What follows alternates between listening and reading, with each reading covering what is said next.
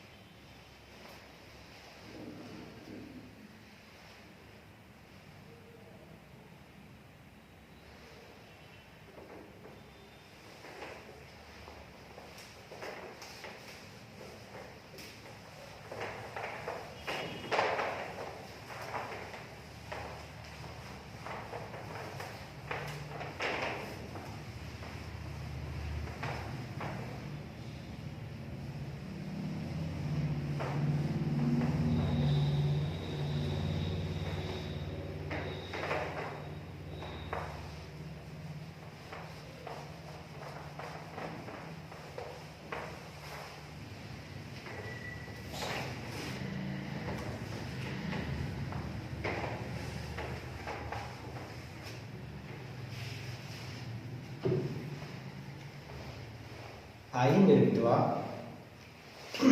बात करते हैं क्वेश्चन नंबर 3 की तरफ हम लोग चलते हैं। क्या कहता है सुनिएगा। क्वेश्चन नंबर 3 कहता है a huge sorry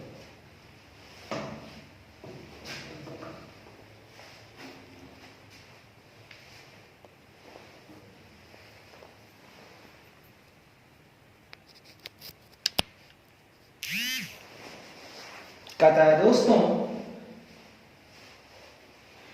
A huge fire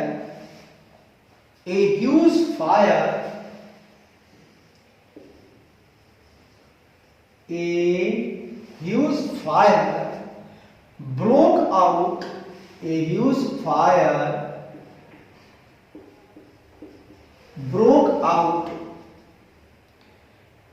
in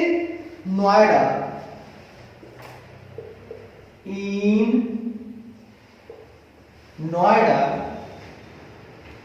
plant of KT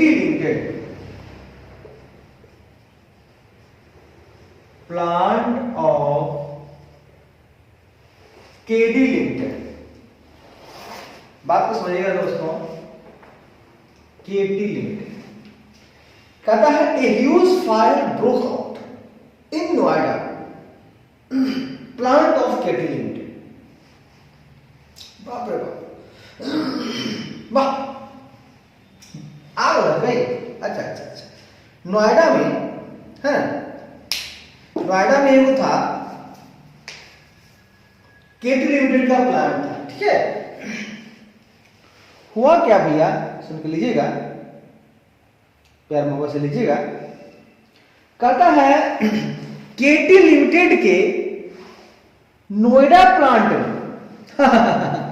Noida में नहीं है, KT लिमिटेड के नोएडा प्लांट में, सुनिए ना, ए huge fire broke out in Noida plant of KT limited के नोएडा प्लांट में, मतलब KT लिमिटेड नोएडा में है, तो KT लिमिटेड के नोएडा प्लांट में,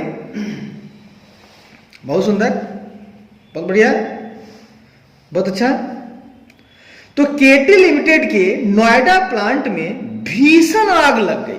oh my God, huge fire मतलब भीषण आग लग गई। अरे भीषण, अरे भीमा भीषण आग लग गई रे।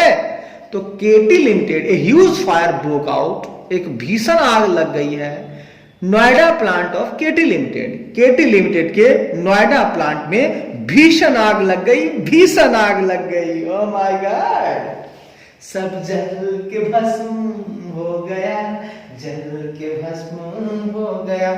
आइए, कहता है plant acids comprising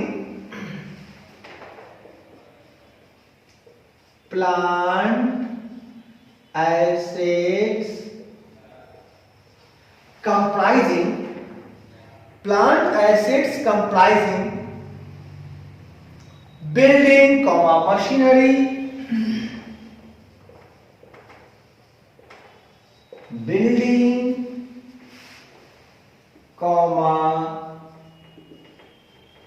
machinery, building, machinery, and inventories,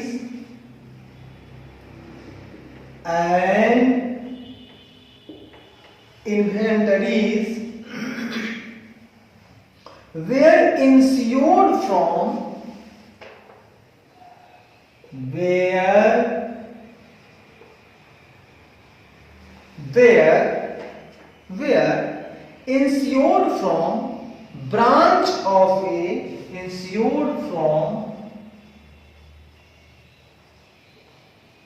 branch of a public sector insurance company.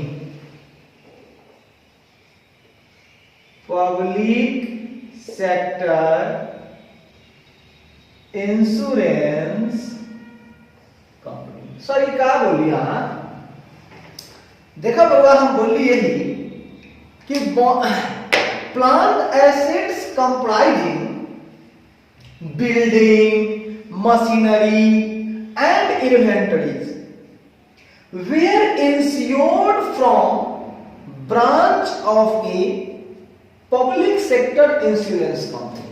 हो भैया, हुआ क्या, पहले सुनिए, आप तो समझे क्या होगा, हम समझा देते हैं. हुआ क्या कि आग तो लग गया बढ़िया से, एवं तक कोई दिक्कत वाला बात नहीं है, आग तो लगा बढ़िया से, दिल खुश कर दिया. अब हुआ क्या से सुनिए.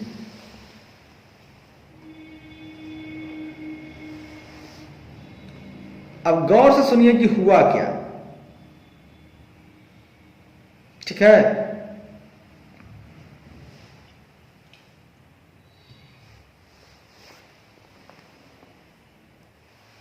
अब सुनिएगा. कहता है पहली बात कि केटी लिमिटेड के नोएडा प्लांट में भीषण आग लग गई, पुनबिड़ा.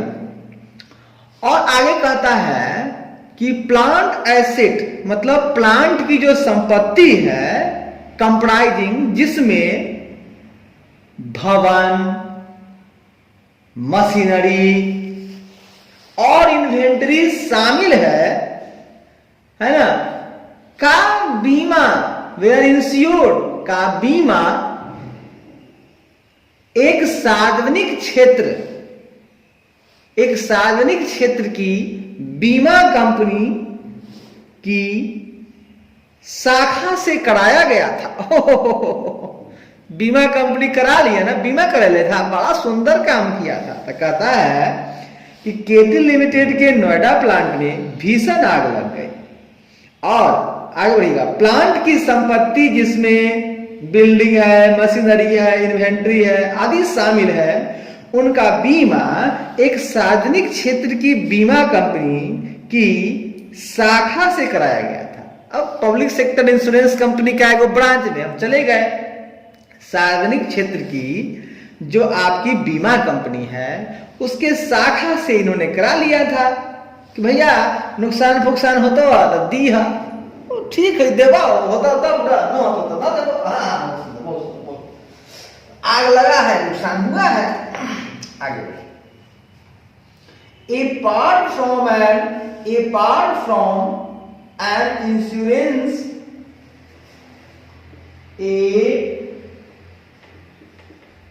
apart from an insurance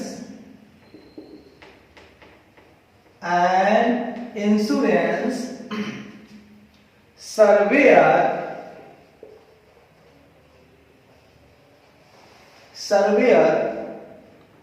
ठीक है, insurance surveyor who was deputed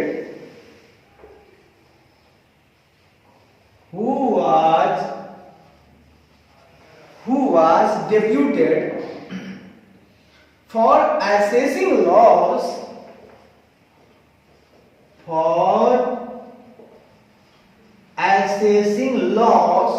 for assessing loss, the regional office of, comma, the regional office of the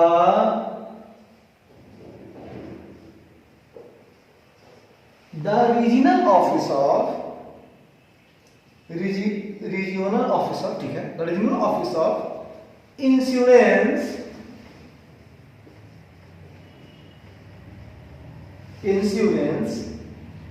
PSU also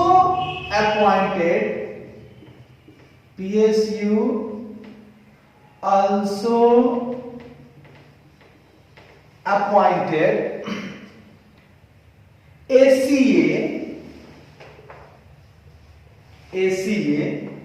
for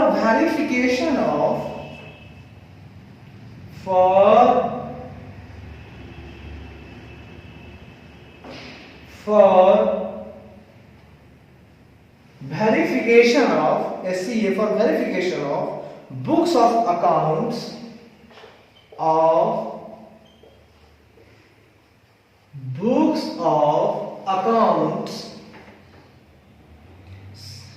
slash financial records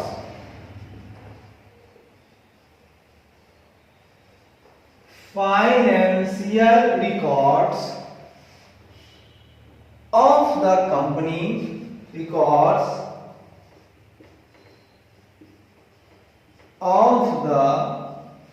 financial records of the company and circumstances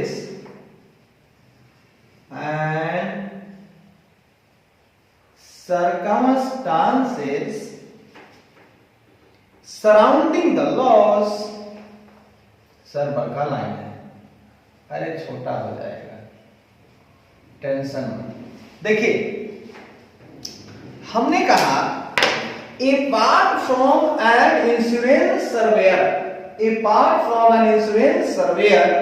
who was deputed for assessing loss, the regional office of insurance PSU also appointed a CA for verification of books of accounts slash financial records of the company and circumstances surrounding the loss.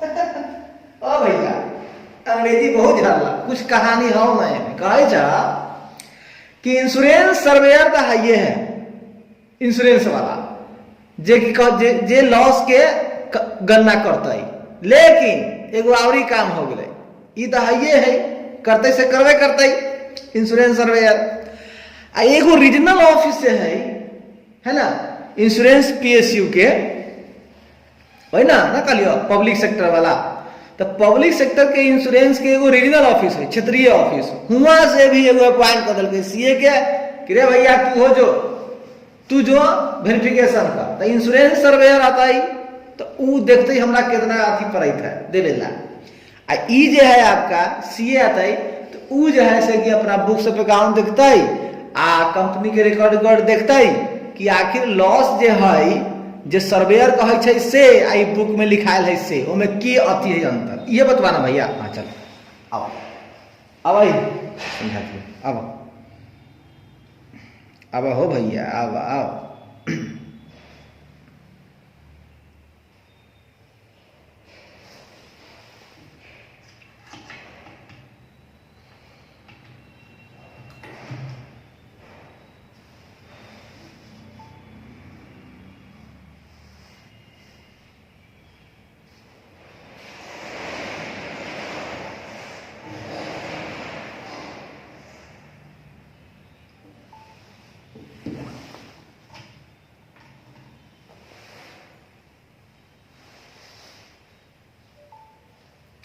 तो कहता है भैया कि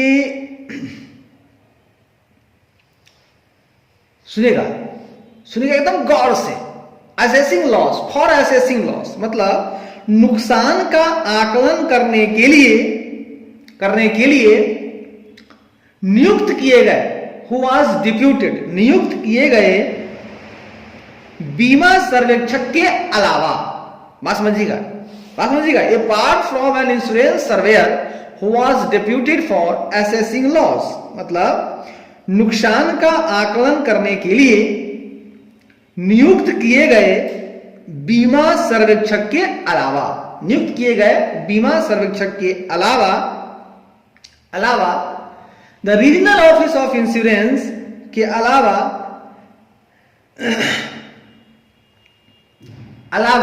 insurance जो company है PSU, public sector unit है, वो insurance जो पीएसयू है उनके क्षेत्रीय कार्यालय ने, रीजनल ऑफिस ऑफ के क्षेत्रीय कार्यालय ने कंपनी के खातों, बुक्स ऑफ अकाउंट्स या वित्तीय अभिलेखों, फिनेंशियल रिकॉर्ड्स और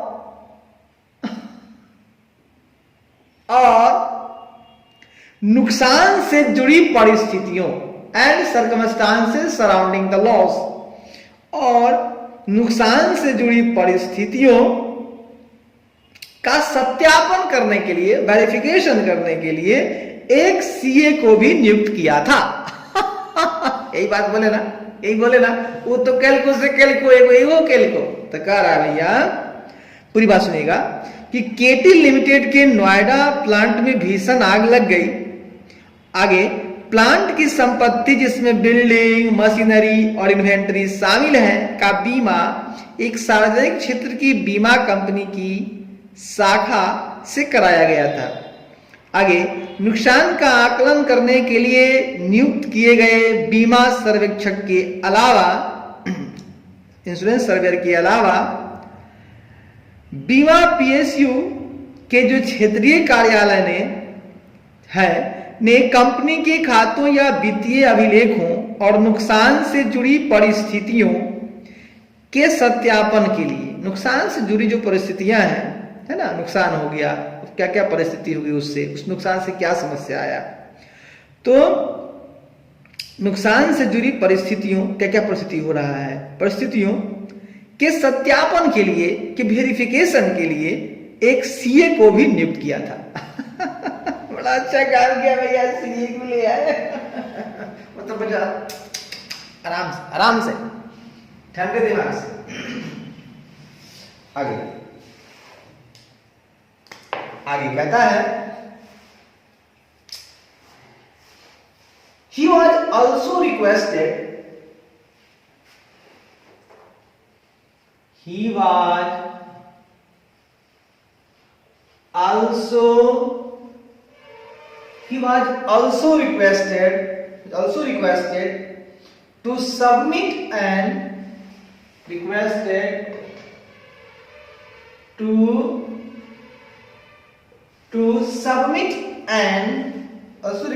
to submit an yearly report.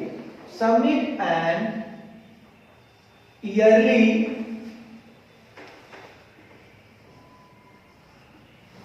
report. yearly कौन yearly है पता चलता है। yearly report का मतलब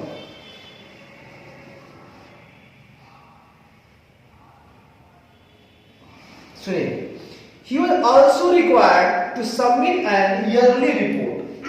इसका मतलब सुनिए, कहता है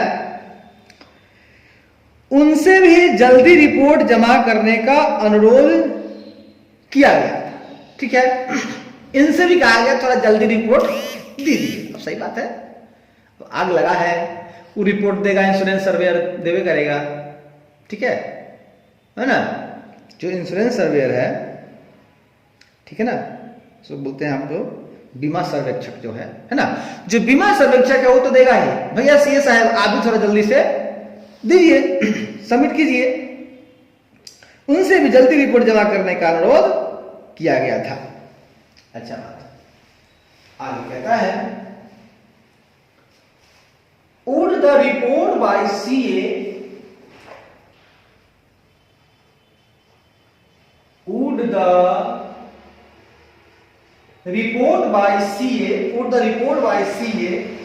in nature of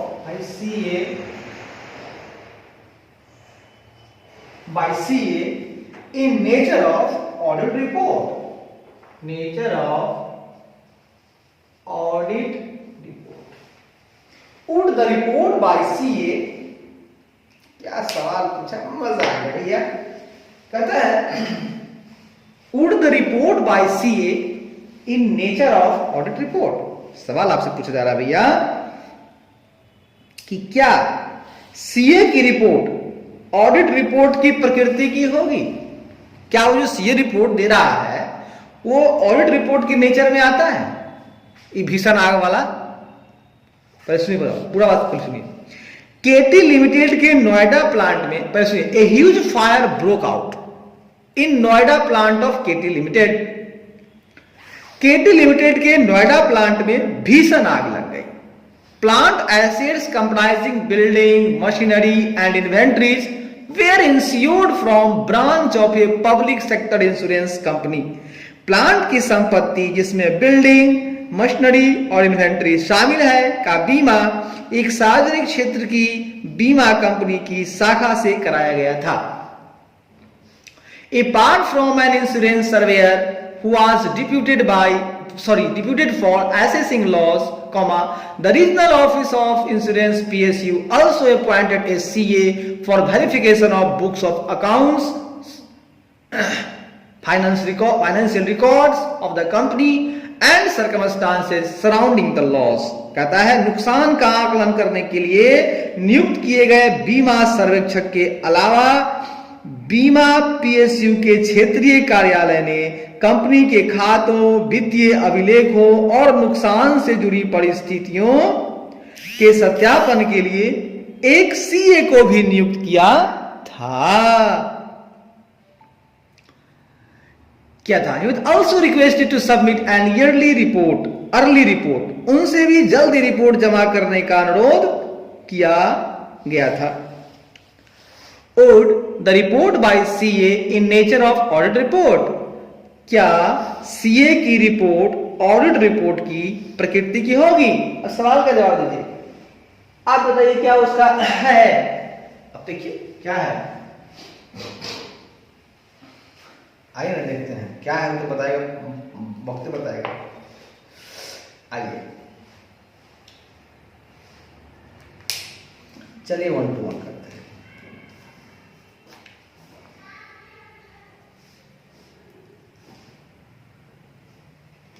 कहता है examination of books of accounts.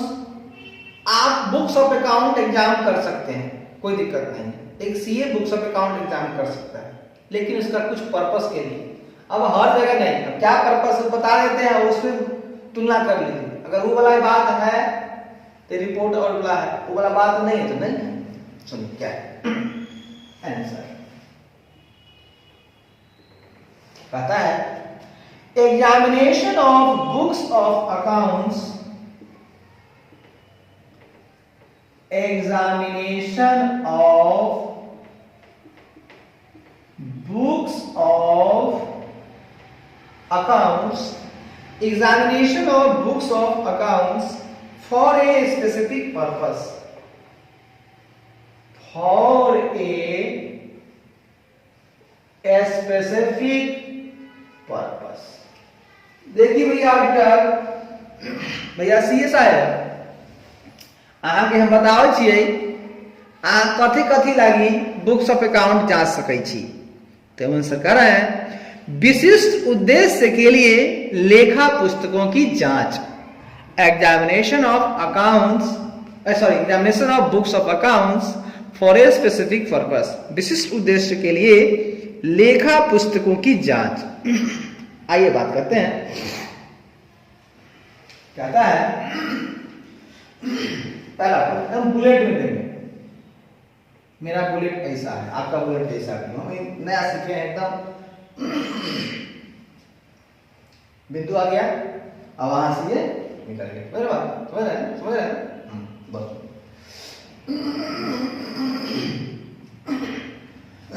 नहीं, आप इसको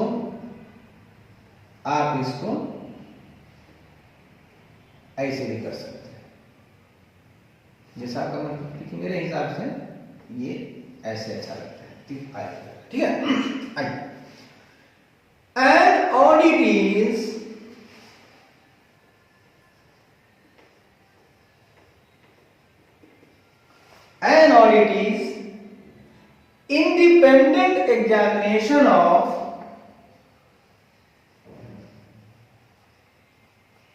independent examination of financial information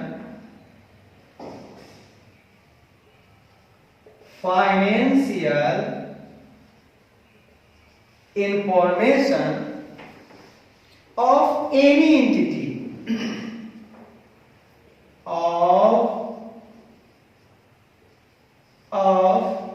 entity whether profit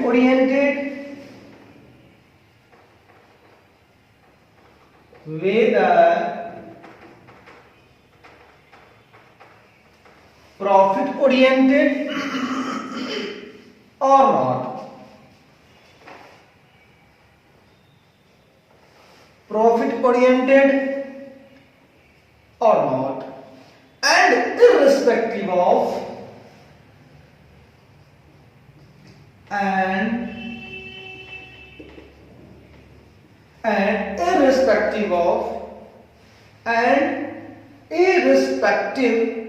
irrespective of its size or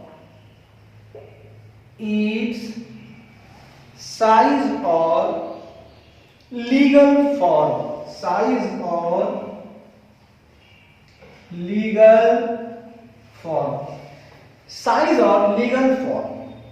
comma, when such an examination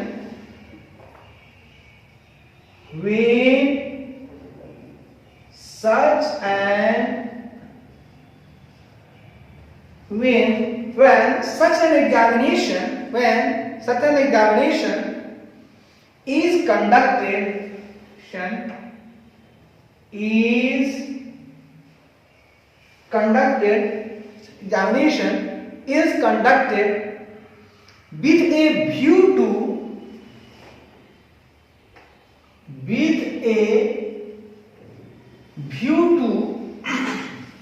view to expressing an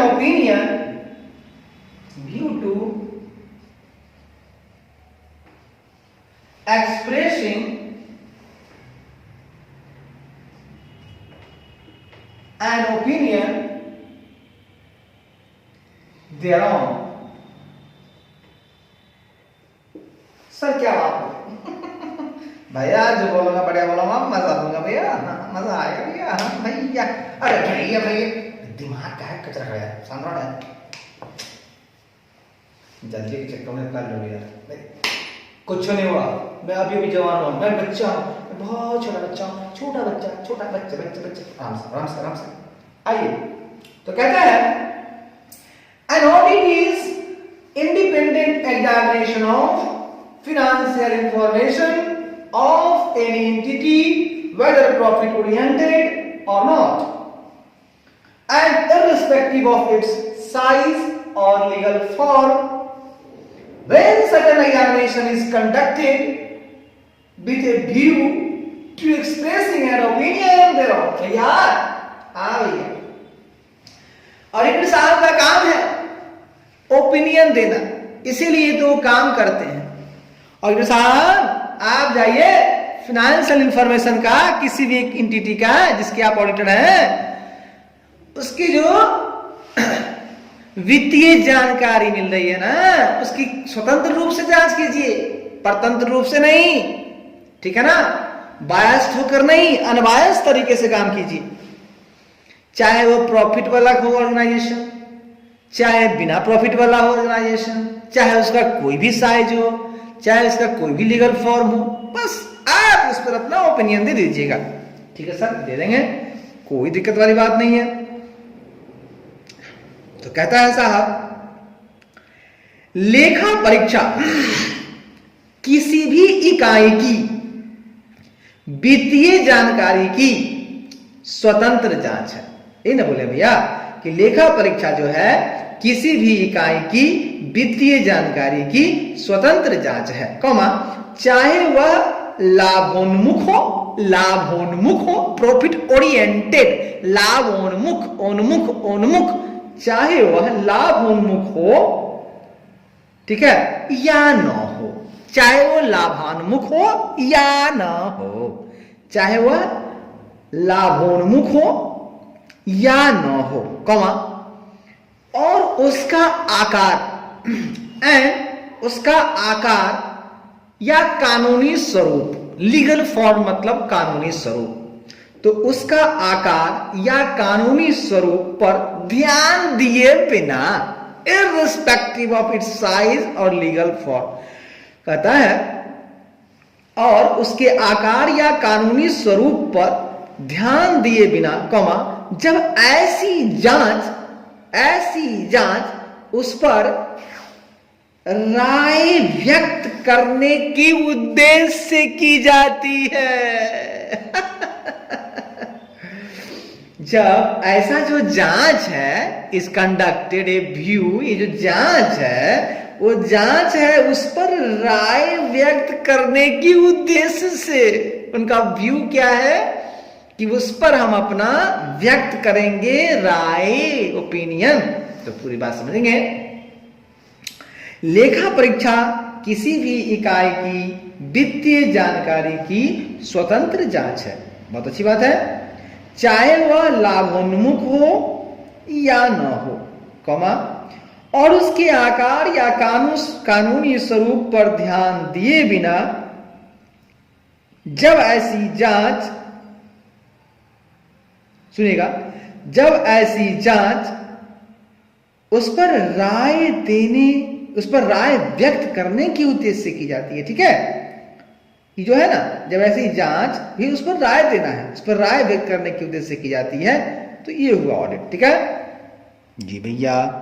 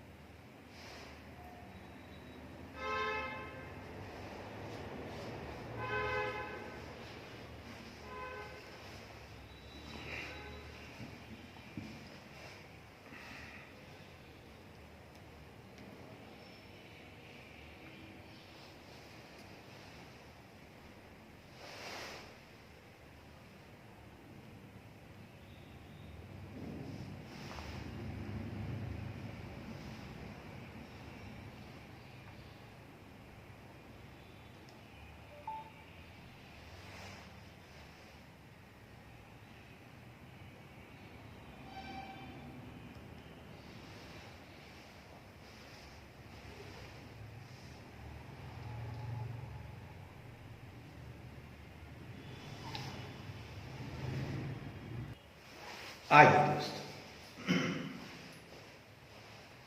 पहली लाइन तो हो गई, आगे, audit is not an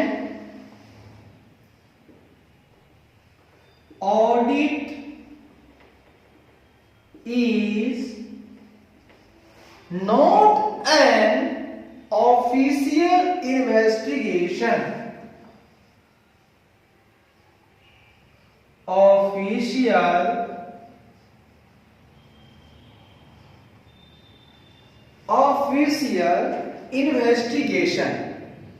or it is not an official investigation into alleged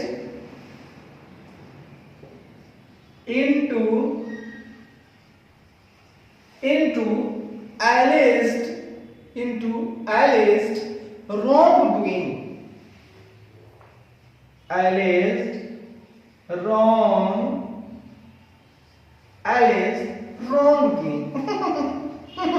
क्या बात करिए, आराम से पढ़ने आए, मजाक नहीं, बाकी चलाने नहीं आए। आइए, तो कहता है दोस्तों कि audit is not an official investigation into A-list wrong doing, गलत हो रहा है तो उसको एकदम धर पकड़ के फाड़ देंगे, ऐसा नहीं होगा, बात क्लियर है।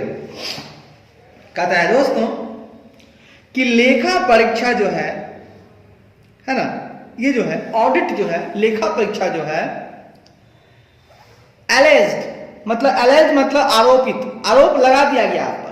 तो आरोपित जो गलत काम है ना, आरोपित। अब मतलब आप पर हमने मतलब आपको पता है ये कथित, एलेज्ड, एकदम कथित है, एलेज्ड, एलेज्ड रॉन्ग डूइंग।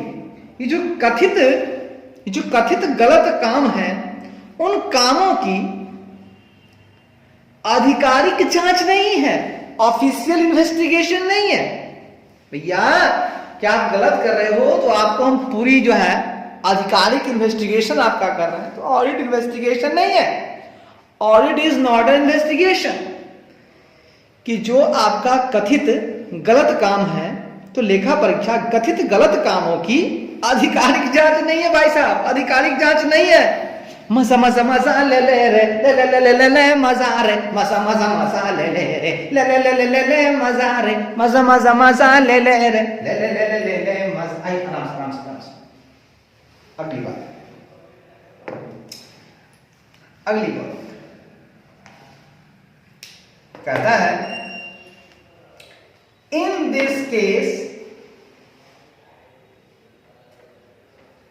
कहता है in this case CA was appointed,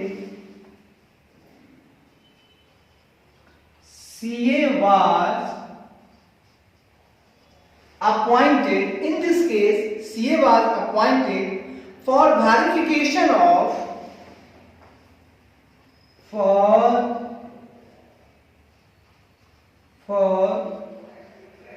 for verification of books of accounts, verification of books of accounts / financial records, and circumstances surrounding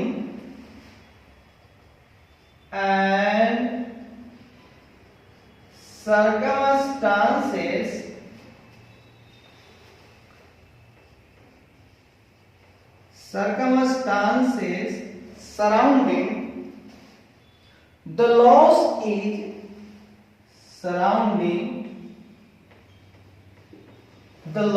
is for a specific objective,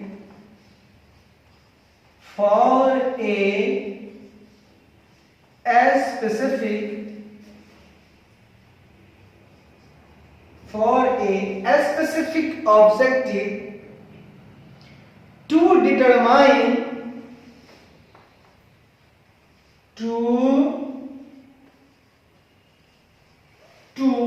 determine genuineness,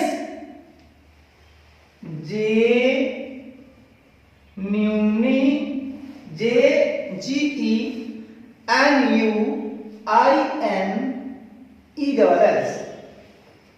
ठीक है ना, genuineness, ठीक है ना, गलत है, genuineness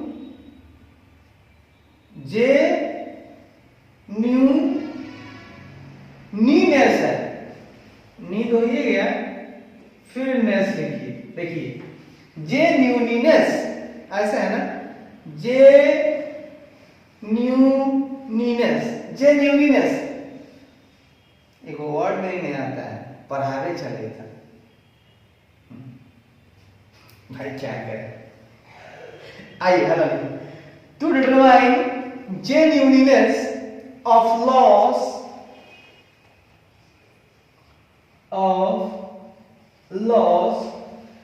and any issue affecting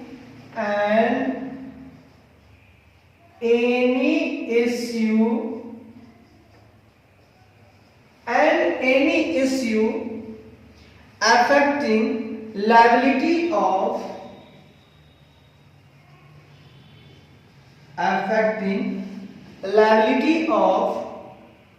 insurance company.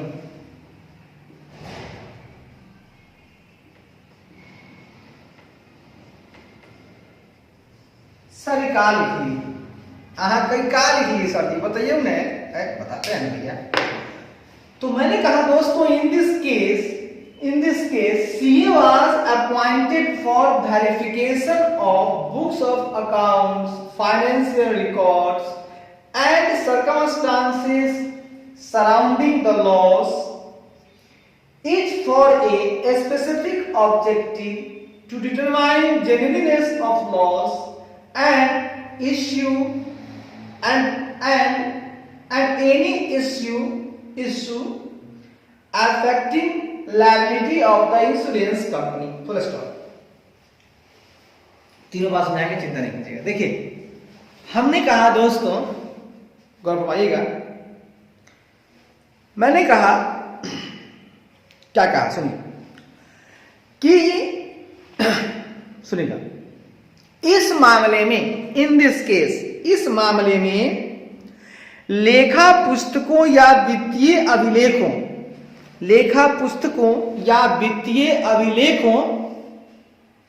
बात समझिएगा।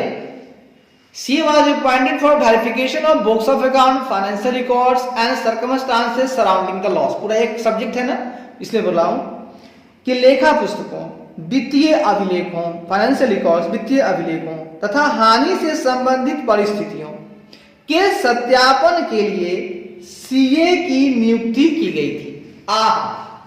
CA किस लिए आया था? तो CA इसलिए आया था तो इस मामले में जो मामला बता रहे हैं हम, उस मामला में अकाउंटिंग यानी बुक्स ऑफ अकाउंट, लेखा पुस्तकों, फाइनेंशियल रिकॉर्ड, वित्तीय अभिलेखों तथा हानि से संबंधित परिस्थितियों, हानि से संबंधित जो सर्कमस्टांसेस हुई हैं उनके सत्यापन के लिए CA की नियुक्ति की गई थी, कॉमा, ठीक है। For a specific objective to determine genuineness of loss, कहता है जिसका विशिष्ट उद्देश्य था हानि की वास्तविकता। इस क्या है? इस फॉर ए स्पेसिफिक ऑब्जेक्टिव उनका विशिष्ट उद्देश्य था हानि की जेन्युइननेस, हानि की वास्तविकता तथा बीमा कंपनी की देयता तथा any issue affecting liability of insurance company तथा बीमा कंपनी की देयता को प्रभावित करने वाले किसी भी मुद्दे का पता लगाना था, ठीक है ना, कोई भी मुद्दा का पता लगाना था। तो मेरी बात समझिएगा, ये कह रहा है कि इस मामले में लेखा पुस्तकों, वित्तीय अभिलेखों तथा हानि से संबंधित परिस्थितियों के सत्यापन के लिए CA की नियुक्ति की गई थी, जिसका विशिष्ट उद्देश्य हानि की वास्तविकता तथा बीमा कंपनी की देयता को प्रभावित करने वाले किसी भी मुद्दे का पता लगाना था। भैया अगर इंश्योरेंस कंपनी का जो देयता है, देना है, अब कोई मुद्दा उठ गया है, उसको प्रभावित करने वाला कोई मुद्दा आ गया, हो सकता है वो नहीं दे रहा हो, दिया कि नहीं दिया, ये भी मुद्दा को उठाना इसी काम है, मुद्दा का पता लगाना। आखिर इंश्योरेंस कंपनी कर क्या रहा है, तो करा क्या रहा है। अब हम पहले आपको निष्कर्ष देते हैं, तब पूरा जवाब हम एक साथ देंगे, ठीक है। तो निष्कर्ष ले लीजिए। देखिए सवाल छोटा है लेकिन समझ के पढ़िएगा तब ना दिमाग में बैठेगा।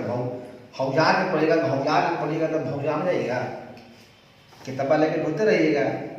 तुरंत CA बन जाती बाकी में रही, तुरंत CA बन जाती है।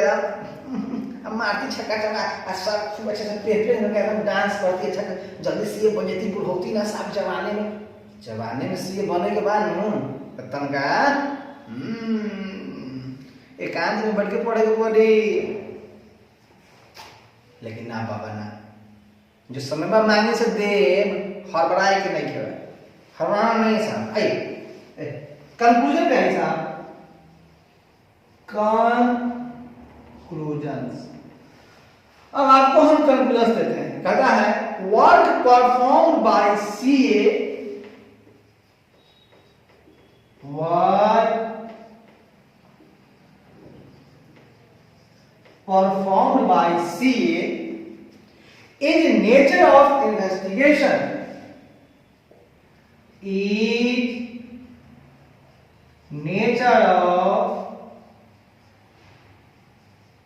investigation is nature of investigation, and hence his report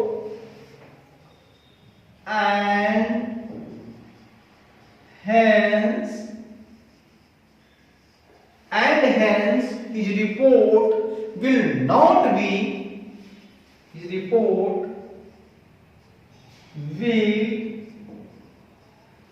not be in nature of audit report, not be in nature of audit. मजेदार बात है, अंतिम बात ही तो मजा देता है। तो कंक्लूजन हम निकाल दिए भैया, गौर फरमाइएगा। हमने कंक्लूजन निकाला यही कि work perform by CA is nature of investigation, and hence his report will not be in nature of audit report.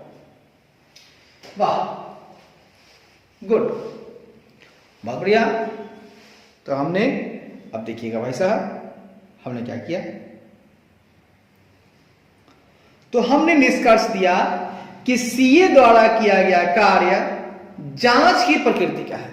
CA भैया आप जो काम कर रहे हैं वहां जांच करे छिए, आप ऑडिट नहीं कर रहे हैं। सब ऐसे से देखिएगा, अंदर जा जाके अंदरूनी बात को जब खुलेदिएगा तो ये जांच का विषय है, ये जांच का विषय है भाई साहब, जांच का विषय है, ये आपको नॉर्मल बात नहीं है। तो सीए द्वारा किया गया कार्य जांच की प्रकृति का है, और इसीलिए उसकी रिपोर्ट ऑडिट रिपोर्ट की प्रकृति की नहीं होगी। ऑडिट रिपोर्ट की, इतना का यही निचोड़ निकला। तो क्वेश्चन सुनिएगा फिर से, पूरा एक बार हम बोल देते हैं, ठीक है।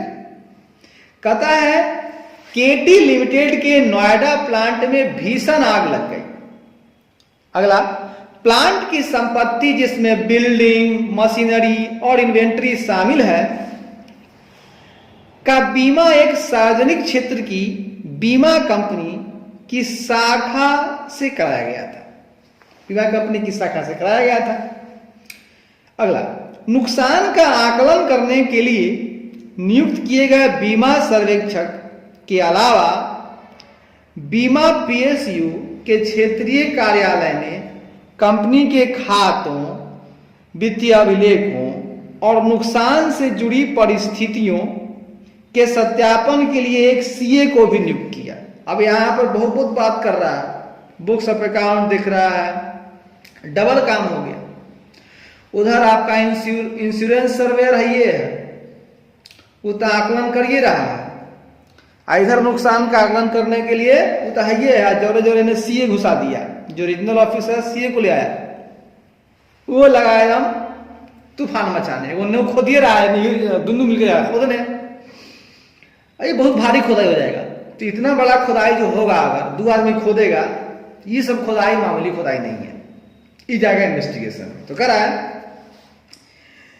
करा कि क्षेत्रीय कार्यालय ने कंपनी के खातों, वित्तीय अभिलेखों और नुकसान से जुड़ी परिस्थितियों के सत्यापन के लिए एक सीए को भी नियुक्त किया था। उनसे भी जल्दी रिपोर्ट जमा करने का अनुरोध किया गया था। अब रिपोर्ट एक से गायब जल्दी रहो सीए से भी बोला, क्या सीए की रिपोर्ट ऑडिट रिपोर्ट की प्रकृति की होगी ना। तो आगे पता है कि आपका उद्देश्य क्या, विशिष्ट उद्देश्य के लिए लेखा पुस्तक की जांच आप कर सकते हैं। जांच विशिष्ट उद्देश्य के लिए उसमें क्या क्या करना है सुनिए। पहला पॉइंट था, लेखा परीक्षा किसी भी इकाई की वित्तीय जानकारी की स्वतंत्र जांच है, चाहे वह लाभोन्मुख हो या न हो, और उसका आकार या कानूनी स्वरूप पर ध्यान दिए बिना जब ऐसी जांच उस पर राय व्यक्त करने के उद्देश्य से की जाती है। समझ गए, ये लेखा परीक्षा। अगला पॉइंट, ऑडिट या लेखा परीक्षा कथित गलत कामों, एलिज्ड जो वर्क है और रॉन्ग डूइंग, कथित गलत कामों की आधिकारिक जांच नहीं है, ऑफिशियल इन्वेस्टिगेशन नहीं है। इस मामले में लेखा पुस्तकों, वित्तीय अभिलेखों तथा हानि से संबंधित परिस्थितियों के सत्यापन के लिए सीए की नियुक्ति की गई थी, जिसका विशिष्ट उद्देश्य हानि की वास्तविकता तथा बीमा कंपनी की देयता को प्रभावित करने वाले किसी भी मुद्दे का पता लगाना था। अब देखिए उसका तो पता लगाना था कि भैया वो इंश्योरेंस देते कि ना देते पैसा, हानि से कितना बड़ा क्षति हुआ, हानि वास्तव में हुआ कि नहीं हुआ। तो हानि हुआ कि नहीं हुआ, हानि होता आप बुक में लिखते हम चेक कर लेते, होता कि नहीं होता, बीमा कंपनी दिया कि नहीं दिया, अरे ये तो बहुत दूसरा बात है, ये ऑडिट फॉडिट का बात नहीं है। अब इसी पर जो है सो कि आपको यहाँ पे रोक लगा दिया जाएगा, ठीक है ना। तो इसका निष्कर्ष है कि सीए द्वारा किया गया कार्य जांच की प्रकृति का है और इसलिए उसकी रिपोर्ट ऑडिट रिपोर्ट की प्रकृति की नहीं होगी, कोई दिक्कत नहीं। तो हमारा कहना है कि जब बहुत भारी आग लगा प्लांट में, है ना, और इंश्योरेंस तो कल ही थे, आप आया इंश्योरेंस सर्वेयर कि भैया देख लेते हैं लॉस कितना हुआ है। फिर रीजनल ऑफिस जो है इंश्योरेंस पीसी का वो अपॉइंट किया सीए का, हाँ वेरिफिकेशन करने लगा books of account finance account company का, सर्वे वहां से भेज दिया, वो भेजा सीए को, regional office of insurance PSC, समझ गए। ये थोड़ी जी कंपनी में रखा तो वो रख ले कि जो कंपनी के देखी था कि सही में और बुक में कौन सी लिख ले बा, आ सर्वेयर हमार कथी लॉस के गिनती करे बा, वो कितना लिख ले बा देवे के जांच का विषय है, जांच का विषय, ठीक है भैया, ठीक है।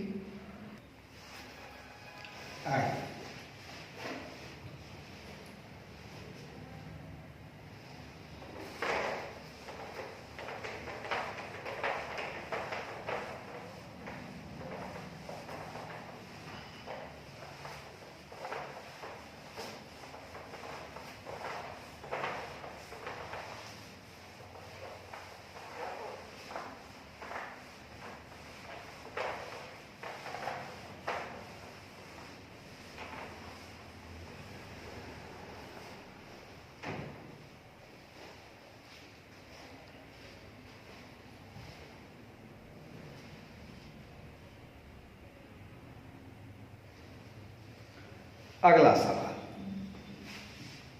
देखिए तो क्या कहता है सवाल, सवाल नंबर 4 है,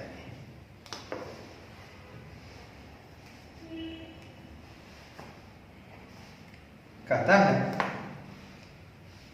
choosing of appropriate accounting policies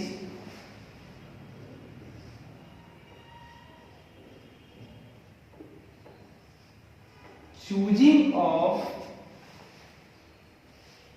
appropriate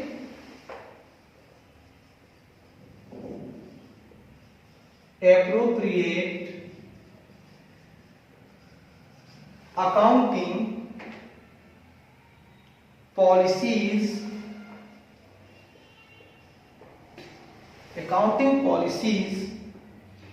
in relation to accounting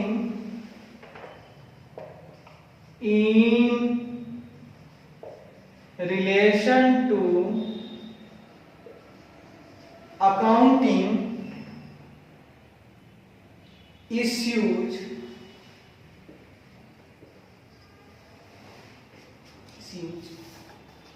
is responsibility of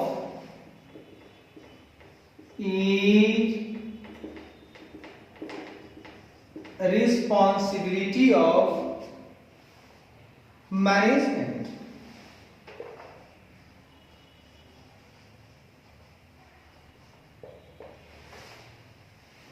सही क्या बात है,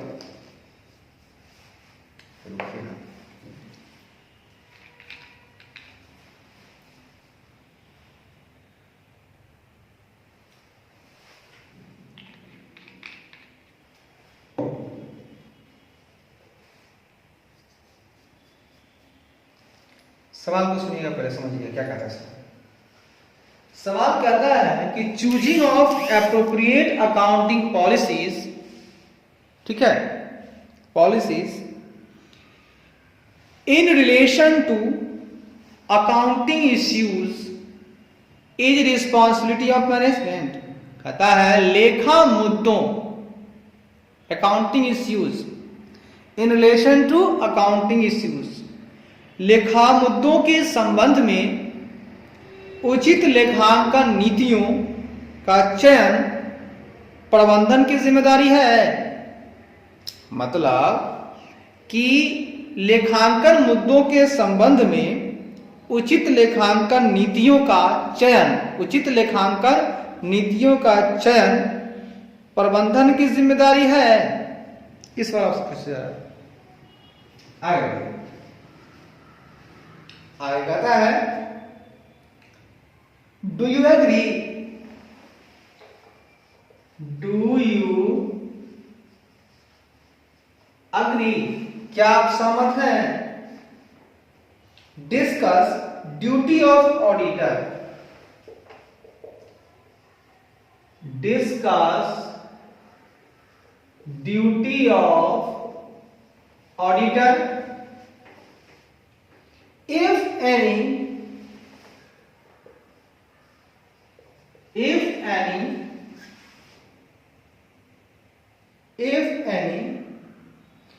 in relation to accounting policies, in relation to accounting policies। देखिए बहुत ज्यादा नहीं पूछा जा रहा है आपसे, हिसाब से पूछा जा रहा है। अब ऑडिटर का ड्यूटी पूरा नहीं बताना है, सिर्फ बताना है अकाउंटिंग पॉलिसी को लेकर। तो सवाल कहता है कि क्या आप सहमत हैं, डू यू एग्री,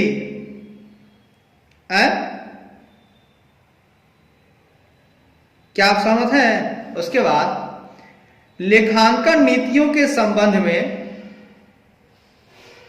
लेखा परीक्षक के कर्तव्य यदि कोई है हो पर चर्चा करें।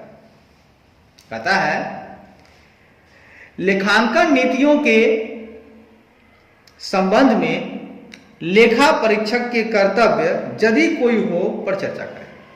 तो सवाल आपका उठ गया, इसका जवाब देना है कि लेखा मुद्दों के संबंध में उचित लेखांकन नीतियों का चयन प्रबंधन की जिम्मेदारी है। आगे क्या आप सहमत हैं? उसके बाद लेखांकन नीतियों के संबंध में लेखा परीक्षक के कर्तव्य यदि कोई है तो आप चर्चा कर दीजिए। आइए करते हैं चर्चा। देखिए जवाब दीजिए, इसका जवाब लीजिए। कहता है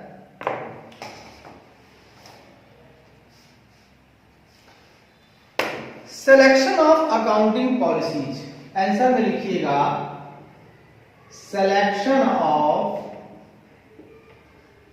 selection of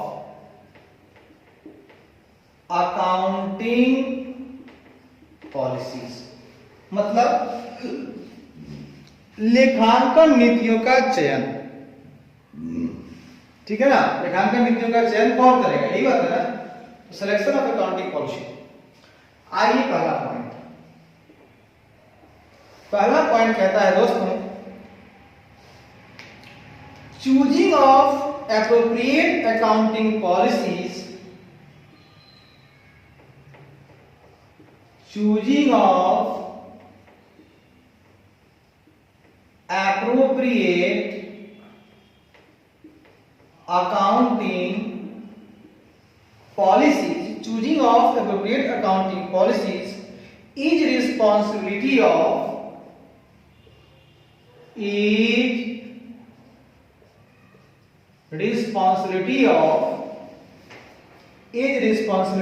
मैनेजमेंट। वाह वाह वाह, इस बात से हम एग्री हैं कि सही बात है, यह मैनेजमेंट की रिस्पॉन्सिबिलिटी है, इसमें कोई दो राय नहीं है, कोई दिक्कत नहीं। लिखा हुआ है उचित लेखांकन नीतियों का चयन प्रबंधन की जिम्मेदारी है भैया। हाँ, उचित लेखांकन नीतियों का चयन प्रबंधन की जिम्मेदारी है, इसमें कहीं से कोई दो राय नहीं है। आगे कहता है role of auditor, role of auditor lies role of auditor lies in evaluating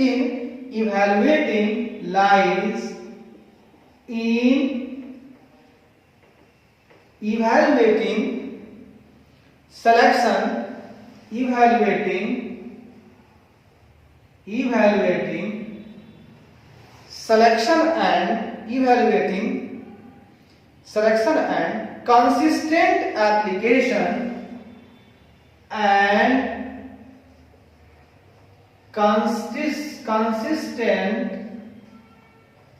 and consistent application of accounting policies by management. Sir ये क्या बात है?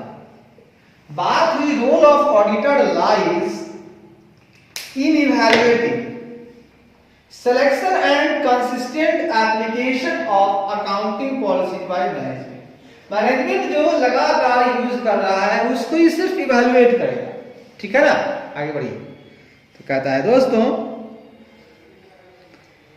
कि लेखा परीक्षक की भूमिका, रोल ऑफ ऑडिटर, लेखा परीक्षक की भूमिका प्रबंधन द्वारा लेखांकन नीतियों के चयन और सुसंगत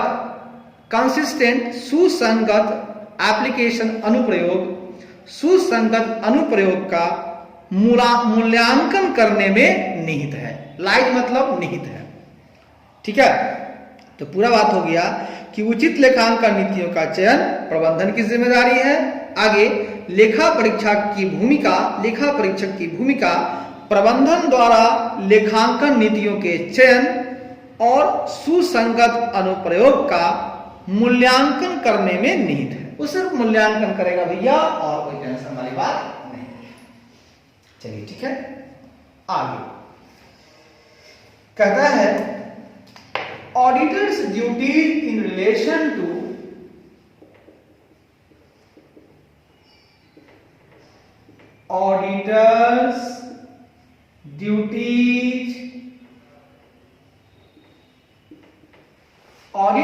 duties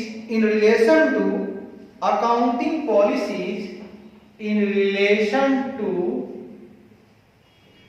accounting policies includes। अब क्या शामिल है सो देखिए। मैंने कहा ऑडिटर्स ड्यूटीज जो है in relation to accounting policies, मतलब लेखांकन नीतियों के संबंध में लेखा परीक्षक के कर्तव्यों में निम्नलिखित शामिल है। इंक्लूड्स मतलब आप निम्नलिखित अपने से जोड़ लीजिए कि निम्नलिखित शामिल है, मतलब लेखांकन नीतियों के संबंध में लेखा परीक्षक के कर्तव्यों में निम्नलिखित शामिल है। ऐसे लिखिएगा तो खुश रहेगा एग्जाम। देखिए क्या क्या शामिल है। ए, to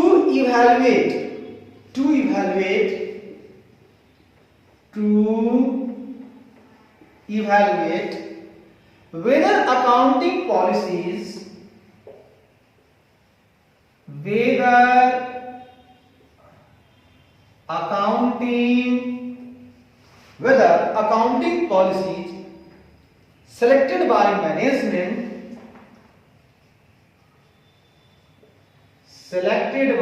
policies selected by management are proper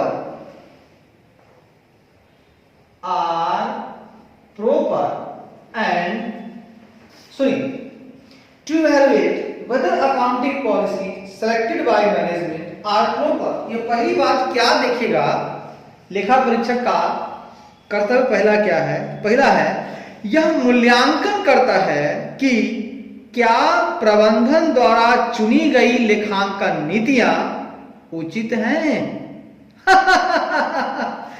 यह मूल्यांकन करना है कि मतलब इनका जो कर्तव्य है यह मूल्यांकन करना कि क्या प्रबंधन द्वारा चुनी गई लेखांकन नीतियां प्रॉपर है, उचित है। और दूसरी बात, और बी पॉइंट कहता है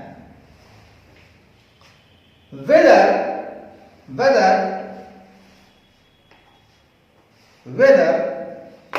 chosen policy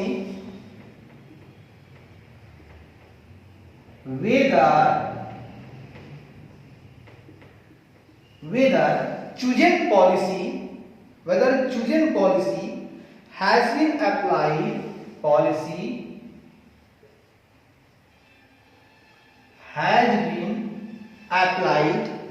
whether chosen policy has been applied consistently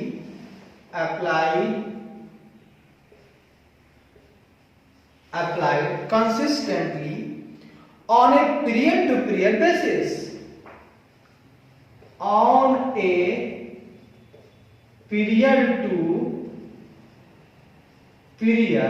basis, अगला एक और कर्तव्य है कि whether chosen policy has been applied consistently on a period to period basis, मतलब पहला प्रॉपर है कि नहीं और कंसिस्टेंटली उसका यूज हो रहा है कि नहीं, बस सवाल यही है। दूसरा इनका काम है कि क्या चुनी गई नीति को अवधि दर अवधि, पीरियड टू पीरियड, अवधि दर अवधि के आधार पर लगातार लागू किया गया है। यही आपका मुख्य सवाल है। कोई दिक्कत ना सर, दिक्कत कौन सी का होगा? तो पूरा सवाल समझिए। सवाल था लेखा मुद्दों के संबंध में, अकाउंटिंग इश्यू बहुत सारे आते हैं, तो लेखांकन मुद्दों के संबंध में उचित लेखांकन नीतियों, अब मुद्दा आ रहा है लेखांकन का, अकाउंटिंग का, तो अकाउंटिंग पॉलिसी लगाइए। तो लेखा मुद्दों के संबंध में उचित लेखांकन नीतियों का चयन प्रबंधन की जिम्मेदारी है। क्या आप सहमत हैं? तो हाँ, हम सहमत हैं। उसके बाद लेखांकन नीतियों के संबंध में लेखा परीक्षक के कर्तव्य यदि कोई हो पर चर्चा करना है। उत्तर आइए, लेखांकन नीतियों का चयन, तो कहता है उचित लेखांकन नीतियों का चयन प्रबंधन की जिम्मेदारी है भैया, ठीक है। आगे कहता है लेखा परीक्षक की भूमिका प्रबंधन द्वारा लेखांकन नीतियों के चयन और सुसंगत अनुप्रयोग का मूल्यांकन करने में निहित है। वो सिर्फ मूल्यांकन करेगा कि कंसिस्टेंट अप्लाई हो रहा है कि नहीं, और एप्लीकेशन जो है वो है कि नहीं अकाउंटिंग पॉलिसी का, आज सिलेक्शन उन्होंने किया है कि नहीं अच्छे से, इसको इवैल्यूएट हम कर लेंगे। आगे कहता है लेखांकन नीतियों के संबंध में लेखा परीक्षक के कर्तव्यों में निम्नलिखित शामिल है। पहला, यह मूल्यांकन करना कि क्या प्रबंधन द्वारा चुनी गई लेखांकन नीतियां उचित हैं, और दूसरा, क्या चुनी गई नीति को अवधि दर अवधि आधार पर लगातार लागू किया गया है। सर वाह वाह वाह, दिल तो आप खुश कर दिए मेरे खुदा। आइए हो मेरे खुदा, आइए।